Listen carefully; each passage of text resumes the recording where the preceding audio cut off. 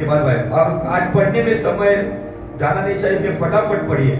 Romeo 4:25, उसके बाद पहला पत्रस 1:3 और उसके बाद दूसरा कोरिन्थियों 5:15। वह हमारे अपराधों के लिए पकड़वाया गया, वो हमारे अपराधों के लिए पकड़वाया गया और हमारे धर्मी ठहराने के लिए, वो हमारे धर्मी राइचियस नीतिमान हम धर्मी ठहरे इसलिए जिलाया भी गया। मतलब यीशु मसीह का बलिदान मुझे पापों की क्षमा देती है और यीशु मसीह का पुनरुत्थान मुझे धर्मी नीतिमान या राइचियस बनाता है। हालेलुया। आगे पढ़ेंगे पहला पत्रस 1:3। यहाँ पर भी हमारे पुनरुत्थान के पीछे का एक मकसद दिया गया है। पढ़िए। आपला प्रभू येशू ख्रिस्ताचा देव व पिता, आपला प्रभू येशू ख्रिस्ताचा देव व पिता धन्यवादित असो, जिवंत आशा प्राप्त होण्यासाठी, जीवित आशा, कौन सी आशा?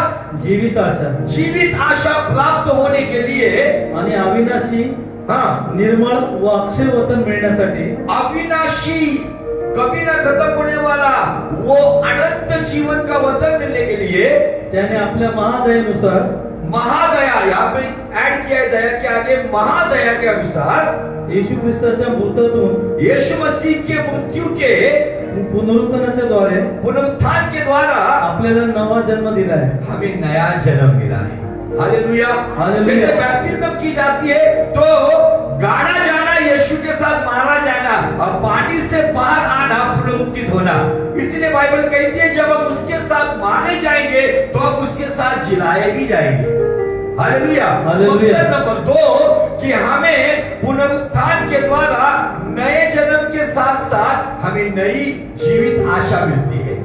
मकसद नंबर 3 दूसरा कोरिन्थियों 5:15 बाइबल यहाँ पर जिक्र करती है, वह इस निमित्त सबके लिए मरा कि जो जीवित है। गौर से सुनो, गुड फ्राइडे को वो इसलिए सबके लिए मरा कि जो जीवित है वे आगे को अपने लिए न जिए परंतु उसके लिए जिए जो उसके लिए मरा और फिर जी उठा। बहुत सारे मकसद में बता चुका हूं, लेकिन ये जस्ट आपको बताने के लिए 3 वचन आपके सामने मैंने रखे। मकसद नंबर 1 हम धर्मी ठहराए जाए, मकसद नंबर 2 हमें नए जन्म का अनुभव मिले और मकसद नंबर 3 यहाँ से आगे हमें जीने का मकसद मिले।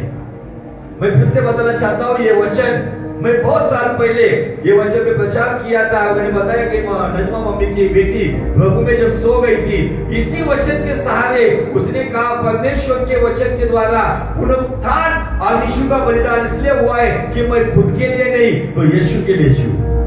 आज बहुत सारे लोग इस वचन को जानते हैं लेकिन उनकी जान सभी संसार की बातों में और रिश्ते नातों में अटकी हुई है। जिसकी जान पहले यीशु में अटकी हुई है वही सच्चा मसीह कहलाएगा। हालेलुया। Praise the Lord. ये 3 मकसद हमें यीशु के पुनरुत्थान में दिखते हैं और उसके साथ साथ मैं आज एक छोटा सा प्रकाशन या स्मॉल रेवलेशन आपके सामने रखने वाला हूं। जब यीशु मसीह का पुनरुत्थान हुआ, मैं हमेशा बताता हूं, उस दिन से लेडीज फर्स्ट कंसेप्ट शुरू हो गया। लेडीज फर्स्ट ये कंसेप्ट कहां से शुरू हुआ? यीशु मसीह के पुनरुत्थान के बाद। क्योंकि यीशु मसीह जब मौत पर विजय होकर जब प्रकट हुआ ना, तो प्रकट पहले वो महिला को प्रकट हुआ, वुमन को प्रकट हुआ, लेडीज को प्रकट हो गया। इसीलिए यीशु मसीह ने दर्शन वहां पे महिला को दिया और यीशु मसीह जिंदा हो गया। ये सुसमाचार भी महिला ने ही फैलाया है। हालेलुया। यीशु मसीह मरियम मगदलीन को प्रकट हुआ और यीशु मसीह मरियम मगदलीन को कहता है जा उनको गलील में जाकर रुकने को कहो कि मैं जिंदा हो गया हूं। हालेलुया। बहुत सारी जगह पे हमारे कई भारतीय क्षेत्रों में स्त्रियों को निचला दर्जा दिया जाता है, लेकिन यीशु मसीह हमारा परमेश्वर है जिसे हमें फक्र है, जो स्त्रियों को ऊंचा दर्जा देता है। उन 11 प्रेरितों को दर्शन नहीं मिला, उन 11 प्रेरितों ने विश्वास भी नहीं रखा पुनरुत्थान पे। पुनरुत्थान पे विश्वास रखने वाली स्त्री है जो आकर कब्र के पास आकर रोती है, बिलखती है और यीशु मसीह उसे प्रकट होता है। Hallelujah. Praise the Lord. Praise the Lord. सच में परमेश्वर कहाँ है? तुझे म्हटलं करता अद्भुत परमेश्वर है। माझ्याकडे ध्यान द्या, माझ्याकडे ध्यान द्या बरोबर। और ये बातें परमेश्वर हमें क्यों बताता है? Thank you Jesus. Lord touch him. every work of enemy. I command you, I rebuke you. Live in the name of Jesus. Come out and never come again. Your time is over. Your power is over. Root out in the name of Jesus. I declare by the resurrection power, now he is 100% healed and delivered. Let the power of Jesus touch him and give him your instant healing experience. Thank you, Master, for this anointing. Lord, every blockages remove right now in the name of Jesus. Every spirit of disease come out. Thank you, Jesus. Thank you, Jesus. Thank you, Lord. Thank you, Father. धन्यवाद। Thank you, Father. धन्यवाद coach, आपने छुआ चंगाई। पुनरुत्थान के दिन 3 बातें की घटना हमें दिखती है और उन 3 बातों के साथ साथ 3 मकसद हम देख चुके हैं। 3 घटना क्या घटी पता है? घटना नंबर 1, जिस कब्र में यीशु मसीह को रखा था वो कब्र खुल गई। सवाल यह है, कब्र के ऊपर रखा हुआ पत्थर यीशु मसीह के लिए निकाला है या हमारे लिए निकाला है? कितने लोग कहते हैं हमारे लिए निकाला है? यीशु मसीह को पत्थर निकालकर आने की जरूरत है क्या, जब अगर वो मृत्युंजय परमेश्वर है? क्योंकि उसके बाद अगर आप यीशु मसीह का जीवन देखोगे तो यीशु मसीह दीवार में से घुसकर घर में एंटर करता था। वो पत्थर हमारे लिए नहीं था, वो पत्थर यीशु मसीह के लिए नहीं था, वो हमारे लिए था कि वो पत्थर आज भी गवाही दे रहा है कि वो जिंदा है। Hallelujah, praise the Lord. वो पत्थर निकला हुआ मतलब कब्र खुल गई। कब्र खुलना मतलब अंधकार के ऊपर फतेह पाई। आमीन, हालेलुया। आज आपको मुझे ये कब्र संदेश देती है या आपको प्रोत्साहित करती है, आज के दिन आप अपना जीवन जिस परिस्थिति में आप हो, आज अपना जीवन मुझे दे दो। जिस अंधकार में आप हो उस अंधकार से मैं तुम्हें बाहर निकाल दूंगा, क्योंकि जो अंधकार यीशु को रोक नहीं सका वो अंधकार आपको भी रोक नहीं सकेगा। Hallelujah, praise the Lord. बोलो यीशु मसीह की जय जय जय। आइए चलते, जहां पे पुनरुत्थान के बारे में 4 गॉस्पेल में लिखा हुआ है, हम एक गॉस्पेल में बारी बारी से देखेंगे। पहला गॉस्पेल हम देखेंगे लूका रचित सुसमाचार में।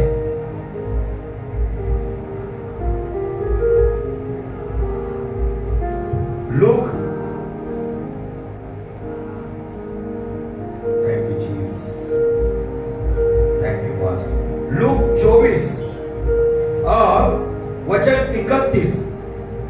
कब्र खुल गई।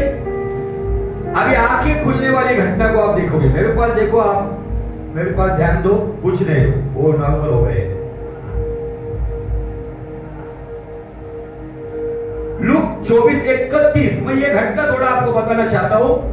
यीशु मसीह का पुनरुत्थान हो गया। यीशु मसीह मरियम मगदलिया और स्त्रियों से बात करके उनको प्रकट हो गया। उसके बाद यीशु मसीह अमाउस नाम के गांव में 2 चेले हैं, यीशु के ही चेले, वो अमाउस गांव की तरफ जा रहे हैं और यीशु बीच रास्ते में उनके साथ जुड़ जाता है। लेकिन वो इतने मतलब इस तरीके से वहां पर देखते हैं कि उनको ये भी समझ में नहीं आ रहा कि हमारे साथ कौन चल रहा है। अब वो यीशु मसीह के बारे में बात कर रहे हैं, लेकिन यीशु मसीह को खुदा नहीं कह रहे। तो बाइबल कहती है 19 वचन 24-19 में वो कहते हैं, यीशु मसीह को पूछने के बाद यीशु मसीह कहता है किसके बारे में बात कर रहे हैं? तो वो कहते हैं वो एक पराक्रमी संदेशा या पराक्रमी नबी है। और ये बात करते करते आगे जाके यीशु मसीह उनको मतिमंद कहता है, पागल कहता है। इसलिए मैं पढ़ रहा हूं कि आपका टाइम उस पर चला ना जाए। और ये सब लोग बात करते करते आगे जाते हैं और यीशु मसीह को वो रोकते हैं कि आज हमारे गांव में रुक जा। और वहां पे यीशु मसीह जैसे आखिरी प्रभु भोजन के समय जैसे यीशु मसीह ने रोटी तोड़ी, सेम उसी तरीके से जब उसने रोटी तोड़ी तो 31 वचन कहता है तब उनकी आंखें खुल गई। Hallelujah, praise the Lord. पुनरुत्थान का दूसरा संदेश, पहली बात, अंधकार आपके जीवन से चला जाएगा, कब्र खुल गई। अगर आपके जीवन से आप प्रभु को आज अगर जीवन देते हो पुनरुत्थान के दिन, तो आपके जीवन से अंधकार जाएगा और आपकी आंखें जो संसार की बातों में बंद हुई है, केवल परिवार की बातों में बंद हुई है, पैसा इन सब बातों में बंद हुई है, सभी प्रकार के ऐश्वर्य में बंद हुई है, यीशु मसीह उन क्षेत्रों में आपकी आंखें भी खोलेगा। हालेलुया। ये दूसरी घटना है, उन चेहरों की आंखें खुली और आंखें खुलने के बाद तुरंत उन्हें वहां पे महसूस होता है कि ये तो यीशु मसीह है। ये बातें वो दौड़कर जाकर चेलों को बताते, आप चेलों को ये बताते वक्त बाइबल कहती है कि उन्होंने थोड़ा विश्वास नहीं किया, लेकिन वहां पे यीशु मसीह उस बंद खोली में प्रकट हो जाते हैं। अब प्रकट होने के बाद यीशु मसीह ने तीसरी बात कौन सी खोली? पहले कब्र खोली, दूसरा आंखें खोली और तीसरा क्या खोला? ये हम वचन 45 में 45 लूक 24:45। तब उसने उनसे कहा, हे निर्बुद्धियों और भविष्यवक्ताओं। नहीं, 45 तब उसने पवित्र शास्त्र बुझने के लिए मतलब समझने के लिए उनकी समझ खोल दी। क्या खोल दी? समझ खोल दी। मराठी में दिले मन खोललं। हालेलुया।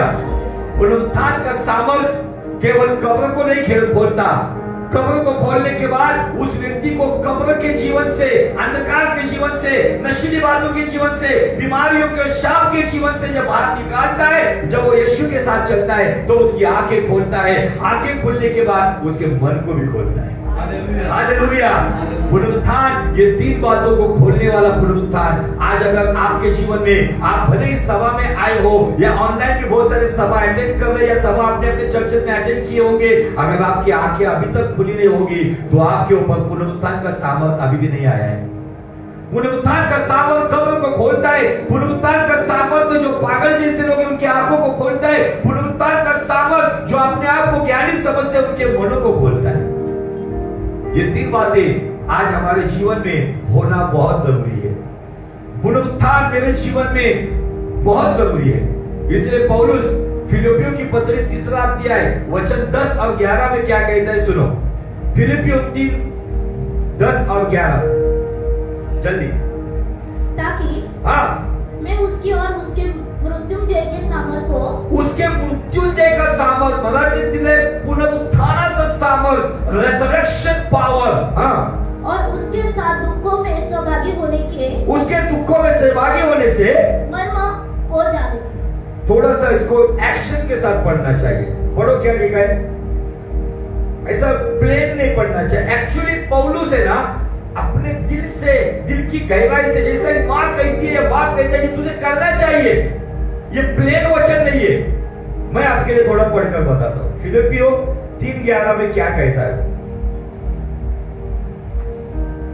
कि मैं किसी भी तरह से, किसी भी रीति से मरे में से जी उठने के पद तक पहुंचू। जैसे एक बच्चा कहता है, पापा कैसे भी करके मैं उधर पहुंचने की कोशिश करूंगा।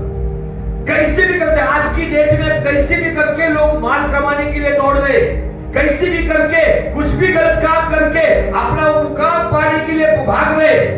लेकिन बाइबल कहती है कैसे भी करके हमें पुनरुत्थान में उठा लिए जाए, ऐसा आखिरी सांस तक जीवन जीव। क्या मेरा जीवन ऐसा है? कैसे भी करके मुझे वो चाहिए, एट एनी कॉस्ट। क्या मैं मेरे घर जाने के बाद मेरे पास, आपको बताऊं, मैं जब मेरे पास टाइम कम है, प्रेरितों का मजाक कौन सी बातों पर उड़ाया गया पता है आपको? अगर आप प्रेरितों की किताब को पढ़ोगे ना तो सबसे अधिक प्रेरितों का मजाक पुनरुत्थान के समाचार के बाद उड़ाया गया है। जब पतरस तो पुनरुत्थान की बात करते थे तो सभास्थान में उसका मजाक उड़ाया जाता था। जब पौलुस कहता था तो पागल हो गया है, लोग पुनरुत्थान में विश्वास नहीं करते हैं क्योंकि उनको पता नहीं जीवन के बाद क्या है। लेकिन हमें अभिमान है, हमें फक्र है कि हमारा पुनरुत्थान करने के लिए वो आने वाला है, क्योंकि वो पुनरुत्थित मसीह है। हालेलुया।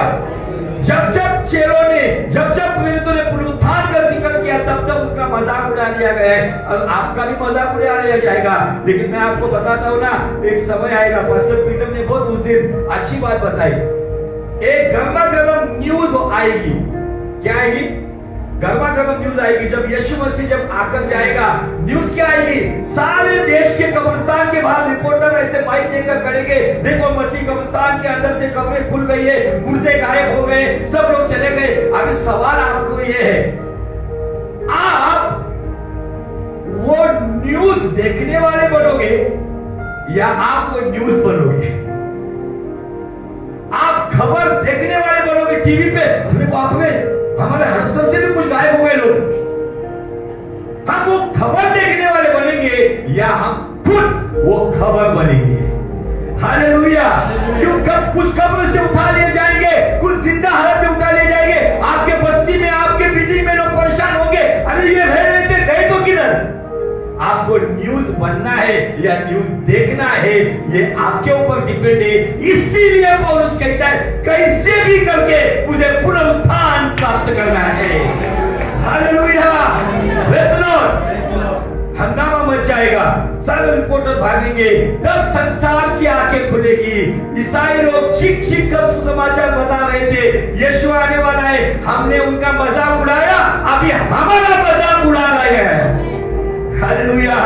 इसलिए जो गंदी बातों में, लतों में, नशीली बातों में, व्यभिचार में, अशुद्धता में पड़े हुए, आज पुनरुत्थान का सामर्थ आपके लिए है। आपके कब्र से बाहर आओ, आपकी आंखें खोलो और आपके जीवन में खुदा के अनुग्रह से आपके मन को बदल दो। हालेलुया। अगर आज नहीं, मैं खबर बनना चाहता हूं, मैं खबर देखना नहीं चाहता। मेरी खबर बन जाए मेरे इलाके में, ये व्यक्ति पुनरुत्थान की बात कर रहा था, यीशु मसीह के आने की बात कर रहा था, हमने उनका मजाक उड़ाया, देखो उनका खुदा आया और उनको बादलों पर लेकर चला गया। हालेलुया। आज मजाक उड़ाने वाले, उनका मजाक बन जाएगा। This is the power of resurrection. Hallelujah. Praise the Lord. बोलो यीशु मसीह की जय जय जय। पुनरुत्थान में हमें एक रिश्ता मिला है। क्या मिला है? रिश्ता। कौन सा रिश्ता मिला होगा, क्या लगता है? पुनरुत्थान जब हुआ तब यीशु मसीह का और हमारा एक रिश्ता बन गया है। कोई बताएगा? चलो उस रिश्ते को समझने के लिए मैं बीच का मैटर कट करते हुए लास्ट पॉइंट पर आता हूं। इब्रानी की पत्री, इब्री का पत्र पहला अध्याय और वचन 5 और 6 वचन स्पेशली मराठी में पढ़ेंगे, हिंदी के बाद। इब्रानी पहला अध्याय वचन 5 और 6 क्या कहता है? क्योंकि स्वर्गदूतों में से हाँ, उसने कब किसी से कहा तू मेरा पुत्र है। स्वर्गदूत। आज बहुत सारे यहोवा विटनेस वाले जो कल्ट वाले लोग हैं, वो कहते हैं यीशु मसीह स्वर्गदूत है। उनके लिए ट्रिनिटी के बारे में अगर आपको शिक्षा चाहिए तो इब्रानी पहला अध्याय का स्टडी करो, उसके अंदर आपको ट्रिनिटी का दर्शन हो जाएगा। उसने स्वर्गदूत को नहीं कहा तू मेरा पुत्र है। आगे, तू मेरा पुत्र है। हाँ। आज तू मुझसे उत्पन्न हुआ। आज तू मुझसे उत्पन्न हुआ। और फिर यह, हाँ, मैं उसका पिता हूँ। मैं उसका पिता होगा। पिता हूँ। आगे, और वह मेरा पुत्र होगा। वह मेरा पुत्र होगा। आगे, और जब पहले लौटे वो जगत में फिर लाता है, पहले को जगत में जब लाता हूँ तो कहता है परमेश्वर के सब स्वर्गदूत, परमेश्वर क्या लिखा है वहां पे? और जब पहले को जगत में फिर से लाता है। अभी पहलोटा आपको समझ में नहीं आएगा। पहलोटा का मतलब है ज्येष्ठ पुत्र। ज्येष्ठ पुत्र को फिर से मतलब दूसरी बार फिर से जगत में लाता हूं। आगे, परमेश्वर के सब स्वर्गदूतों से हाँ दंडवत करे। परमेश्वर के सारे स्वर्गदूतों से दंडवत करे। 6 वचन मराठी भाषा। आणि तो पुन्हा ज्येष्ठ पुत्राला जगात पुन्हा आणतो. फिर से, ये पुन्हा फिर से काय? फिर से मतलब क्या? परत एकदा दुसऱ्या वेळेस. दूसरी टाइम. हा आणि तो पुन्हा ज्येष्ठ पुत्राला जगात आणतो. हा. तेव्हा तो म्हणतो देवाचे सर्व दूत त्याला नमन करो. कोणता पुत्र म्हटले? ज्येष्ठ. ज्येष्ठ पुत्र. यीशु मसीह को नाना प्रकार के पुत्रों से संबोधित किया है. मनुष्य का पुत्र, परमेश्वर का पुत्र और उसके बाद ज्येष्ठ पुत्र. ज्येष्ठ पुत्र मतलब सगळ्यात मोठा. सगळ्यात मोठा. अभी आपको वो रिलेशन समझने के लिए फिर से मत्ती लिखित सुसमाचार उसका 27 अध्याय, सॉरी 28 अध्याय वचन 10. मगदलिया मरियम को क्या कहता है यीशु मसीह ने को? तब यीशु ने मरियम मगदलिया से कहा मत डरो, मत डरो. मेरे भाइयों, हाँ जिन्हें देवे मेरे भाइयों से जाकर कहो, मेरे भाइयों से जाकर कहो कि गलील को चले. हाँ क्या कहा यीशु मसीह ने? गलील की क्या कहा? किसको जाके कहो? माझ्या भावाला जाऊन सांगा. बहुत से मैं आपको रिलेशन की बात बता रहा हूं, इसलिए आपको लिंक लगनी चाहिए. यीशु मसीह ने क्या इसके पहले चेलों को भाई कहा है क्या? यीशु मसीह ने चेलों को भाई कहा है क्या? कहा है क्या चेलों को? नहीं. लेकिन यहाँ पे वो कहता है मेरे भाइयों को. और इस जगह में जिक्र है, लेकिन मैं टाइम नहीं आपका वहां पे दूंगा. जब पुनरुत्थान हुआ तो वो पुनरुत्थान के बाद हमारा बड़ा भैया बन गया, बिग बी, ज्येष्ठ बंधु. लेकिन ये रिलेशन वाला ज्येष्ठ बंधु ने तो कौन सा ज्येष्ठ बंधु? उसके लिए इमेज आपको कलासियों की पत्री, कलसी का पत्र पहला अध्याय, कलसी का पत्र पहिला अध्याय थोडस हार्ड जात असेल एखाद्याला, पण समजून घ्यायचा प्रयत्न करा. कलसी 1:18, कलासियों की पुत्री पहिला अध्याय वचन 18. तो शरीराचे म्हणजे मंडळीचे मस्तक. वही कलिसिया का सिर है. तो शरीराचे म्हणजे मंडळीचे मस्तक आहे. वो शरीर का मतलब कलिसिया का मस्तक है. तो आधी मृतांमधून प्रथम जन्मलेला आहे. वो आदि मृत्यू में से प्रथम जन्मा हुआ. नीट लक्ष बघायला. येशू ख्रिस्ताच्या पहिले किंवा येशू ख्रिस्तानंतर मरणातून कोण जिवंत झाले का? नाही. डेड बॉडी जिवंत झाली, पण तो मेला एक दिवशी. मृत्यू पर जिलाया गया वो पहला व्यक्ति कौन है? प्रभु यीशु मसीह. तो हमारा रिश्ता क्या बनता है पता है? हम अगर उस पर ईमान रखते हैं, उसके पुनरुत्थान में विश्वास करते हैं, तो पुनरुत्थान के सहभागी होने के साथ साथ वो हमारा बड़ा भाई होता है और हम उसके छोटे भाई या बहन होते हैं. पुनरुत्थान हमें पुनरुत्थान के सामर्थ के साथ हमें पुनरुत्थान का जो बड़ा भाई है उसके छोटे भाई और छोटे बहन बनाना है. ये उसका मीनिंग है. पुनरुत्थान के बाद ही उसने कहा जा मेरे भाइयों को बताओ.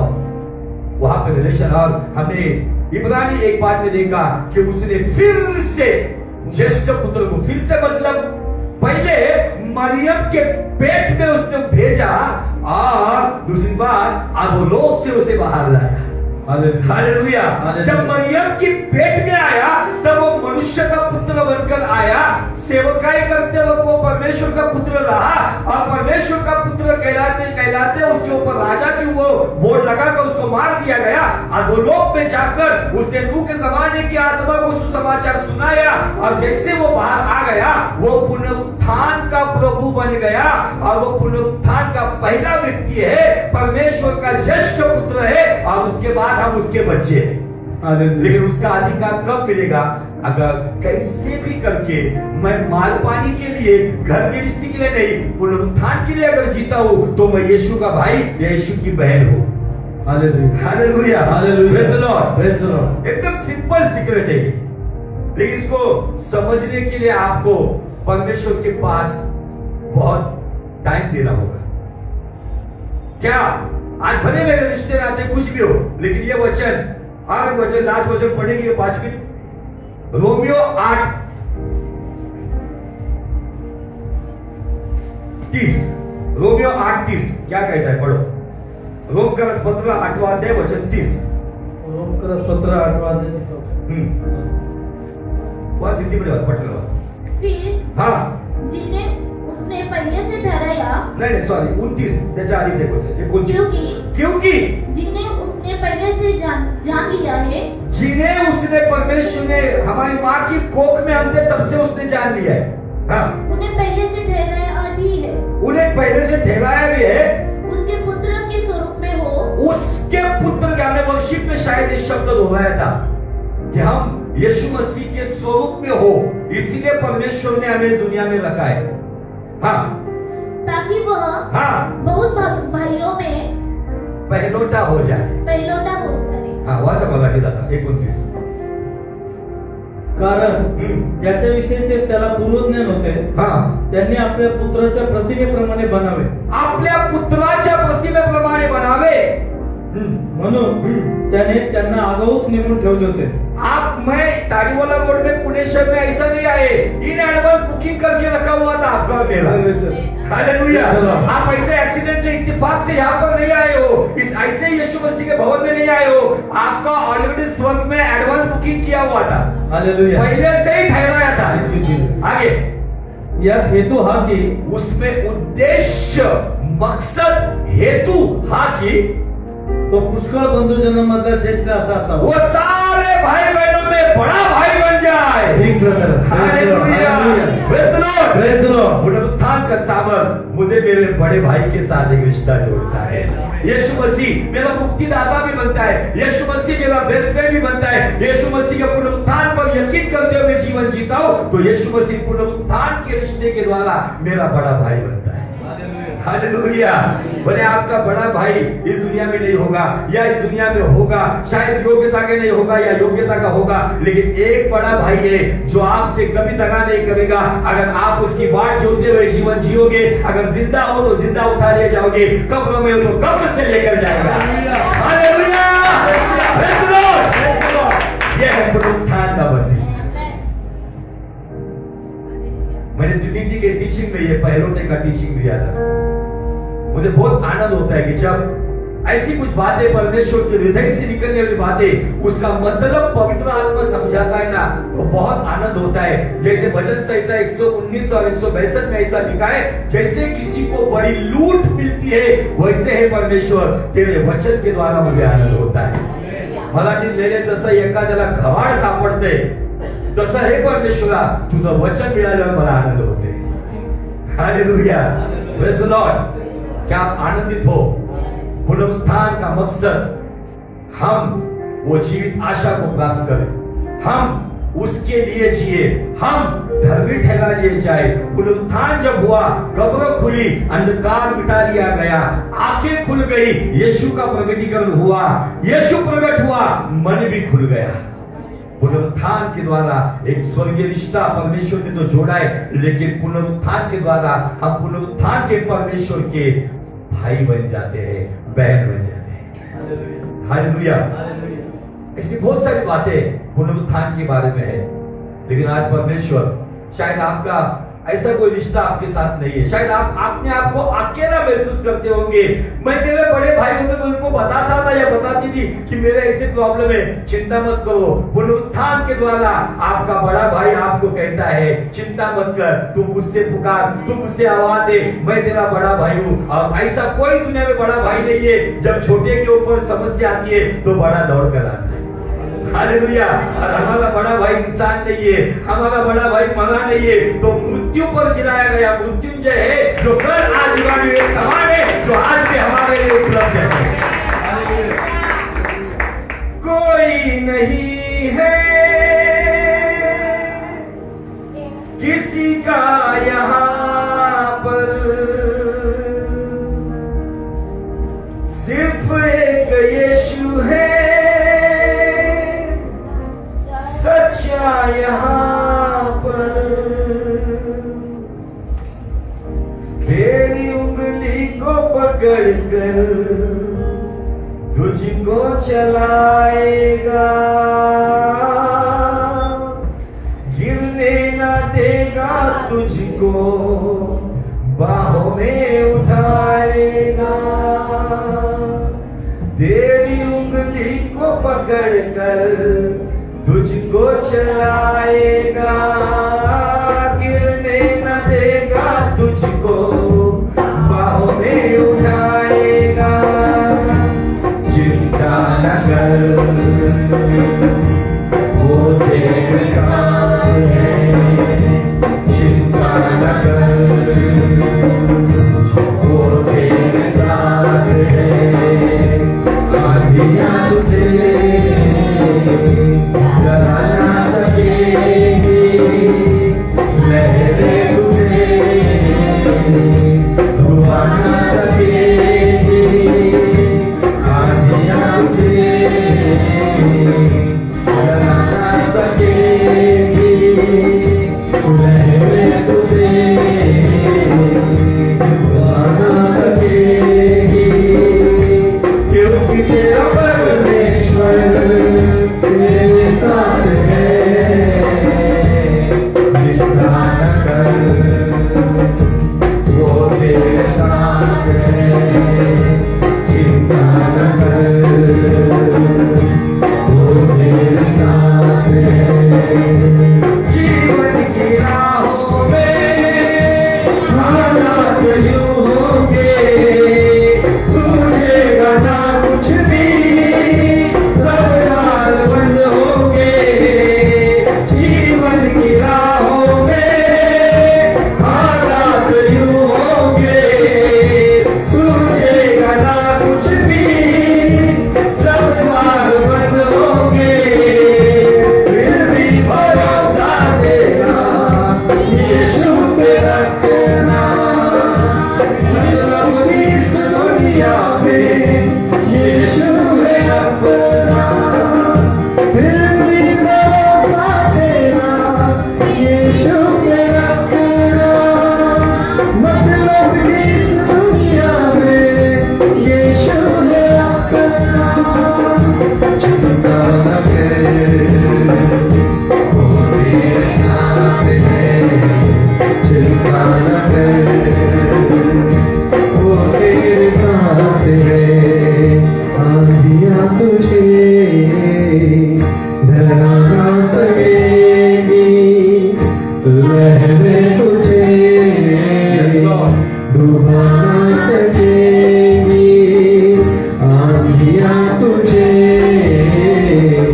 डरा ना सकेगी, लहरें तुझे डुबा ना सकेगी, क्योंकि तेरा परमेश्वर तेरे साथ है। चिंता न कर, वो तेरे साथ है,